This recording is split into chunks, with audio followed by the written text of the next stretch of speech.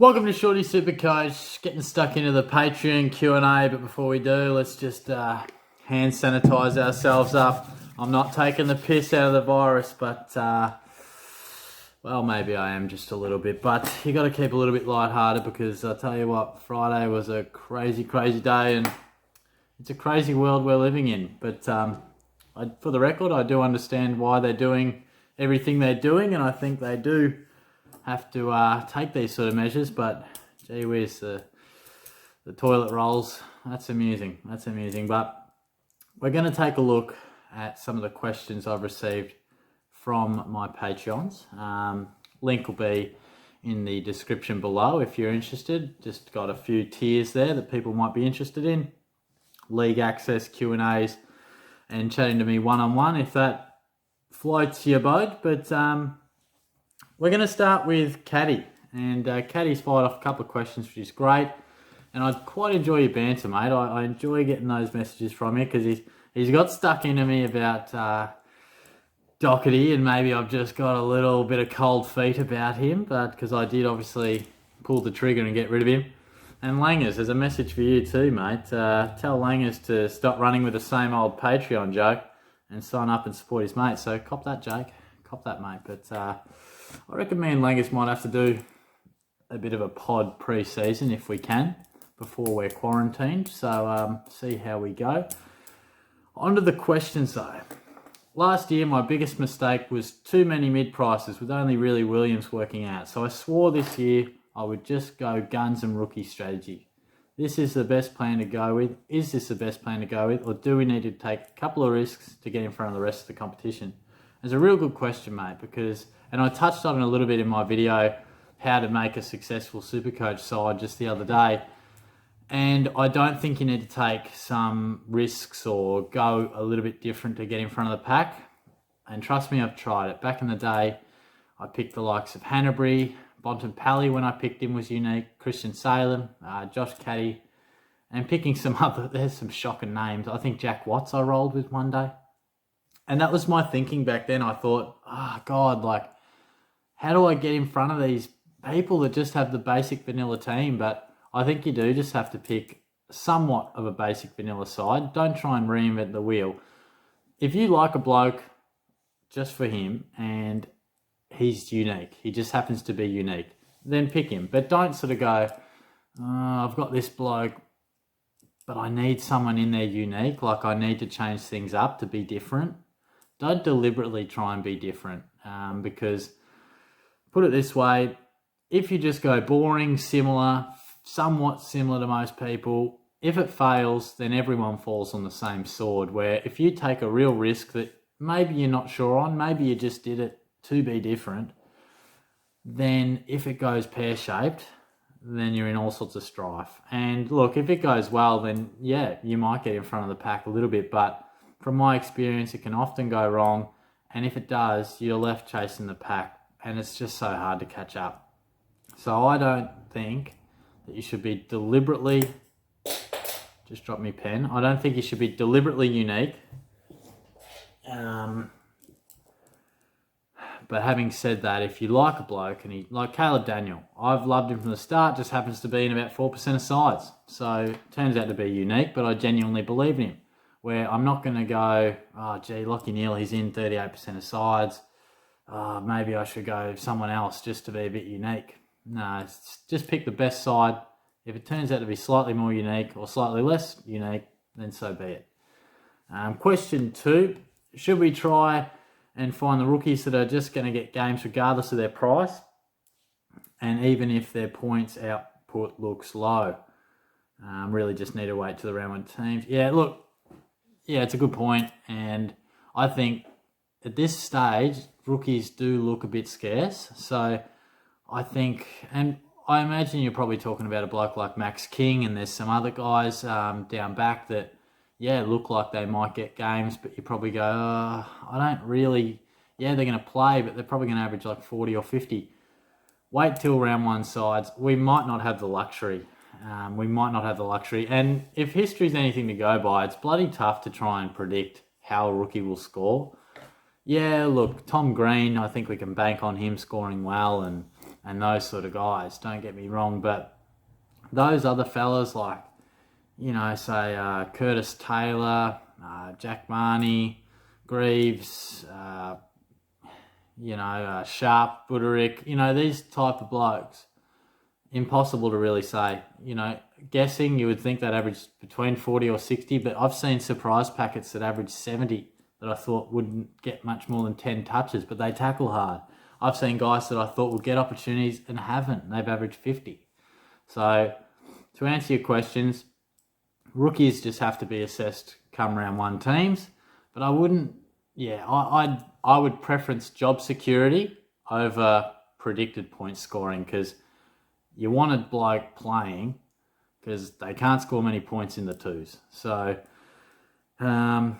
if they have better job security and there's not a glaring differential in their position and then potential scoring, preference to job security, I reckon.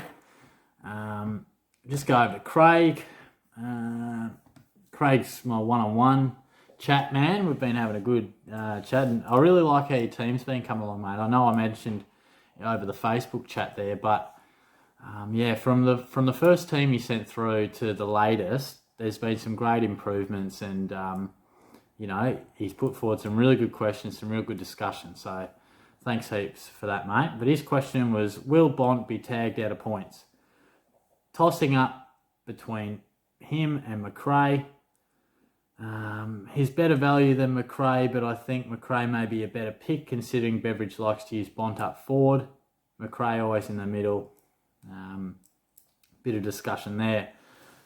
And it's a good point you raise, and I agree with you. I do think McRae is a better selection. Just because of that, McRae is always around the ball. He is arguably the most consistent scorer in the game, probably alongside Brodie Grundy.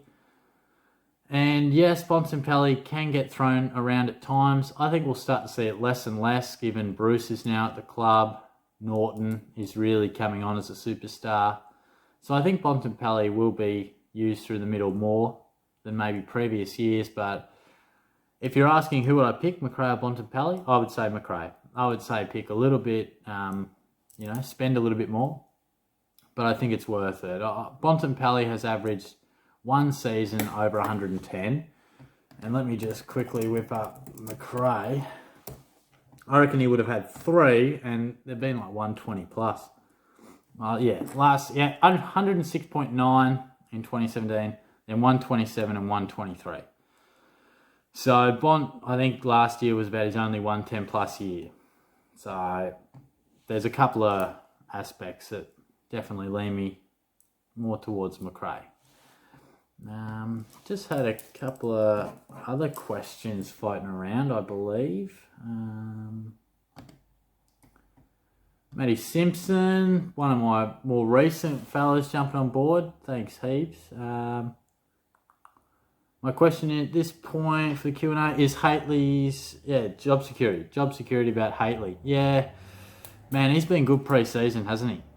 Been really, really good. Let me just look up his price, because his job security, it seems reasonable. I think he'll be right up there in terms of a bloke to replace Taranto. There's a bit of a void there to be filled, but good job security or not, the fact that he's 300,000 and we're even thinking about his job security is probably a big enough red flag for me. He's in 2% of sides at the moment. 300,000 is fairly cheap, but the fact that he's just midfield, when the Giants have their full assembly of mids, he's not going to get as much inside time as he did through the pre-season. And as you well highlight, there is a chance that, will he get in the side? Probably. Could he always be a chance to be dropped? Yeah, probably. Like, he's still a fringe type player, even though he's just young. Like, I think he'll be a star of the future. But he is young. He could be in and out just simply because the Giants have such a good side.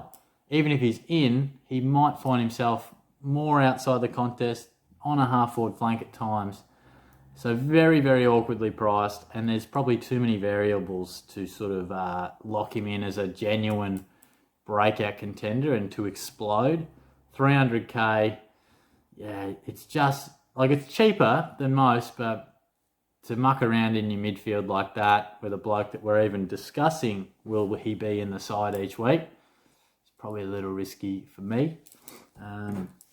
So thank you there, Matty. And I reckon we had one question left, also from the other Matt in my side, I believe. And I did answer this on the chat, but I thought, I'll still give a bit of a shout out.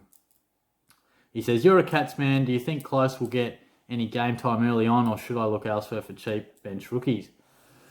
I probably think you should look elsewhere, mate. And I mentioned that in the over the message, but I don't reckon. Normally the second practice game is the best sort of dress rehearsal and gives us the best idea for what round one and the early stages of the season will look like. And he didn't feature. I know he has been a bit of a bolter through the pre-season. He's really impressed, but 106k I think he is. Real tempting to just have a really cheap rookie, but I doubt that he will get a game early. I reckon he'll get a game at some stage through the season, but I don't reckon he's a good chance to get selected. If he does, put him into the conversation, but he does strike me as a guy who, he's a prime example of what Caddy was talking about. He strikes me as a guy that probably wouldn't score well, but more to the point is, because like I said to Caddy, impossible to really predict that, but what we can predict is the fact that Close is not going to be a lock in the Cats side, and there will be movement because we're a fairly strong team. We do have a lot of those smaller types, and he's new to the club, so I think we're probably going to have to steer clear. So, that'd be my opinion on that. But yeah, to the other guys, like Phil, if you want to throw me a question for the next one, certainly during the season, I'll be doing Q&As for the Patreons each week. So I strongly encourage you to jump on board. And Gruffy as well, he's paid for the shout-out tier, so I've been giving him plenty of shout-outs, and we had a little bit of a chat at times, so that's been great. I do always wonder who sort of stays on till the end of the video. I do always wonder that, and particularly a video like this, most people would have seen that it was aimed at the Patreons, and probably most wouldn't have really cared about hanging around, which I understand. But if you have hung around, obviously I really appreciate it. And, you like to sort of reward those people. So what I've been doing is, rewarding my Patreons with that league access. So I thought I do my league code reveals all the time. I've got there's still, I think, a couple coming up, but I just thought it'd be good to do a little secret one. So get your pens at the ready, get typing, 773744. That is currently full of my Patreons, about 6 or 7. So yeah, jump on board, get along to it. It shouldn't go as quickly as the others, I wouldn't have thought, because most people I say a time and people are at the ready, and they said the first one went within a minute. So yeah, that's Shorty Supercoach 773744. So little secret reveal. So trying to reward the people that actually give a stuff about what I say and watch to the end of the video. So I hope you got in there, and look, if you did get into the first Supercoach League, then maybe just let it go. I'd love to have, because I've got 4 Shorty leagues now, that's me plus 17 others. I'd love to have 68 individual Patreons. It's probably not going to happen, but the point being, if we don't have to double up, try and think of some others. If you've got into one of my leagues already, there's probably someone else who's missed out that's just as keen as you. So maybe just leave it for them. So, try and think about Joe Blow who missed out. But anyway, I look forward to taking you guys on. Thanks heaps for the questions. There'll be Q&As regularly throughout the season, aiming at doing them each week. So I'll catch you soon. Cheers.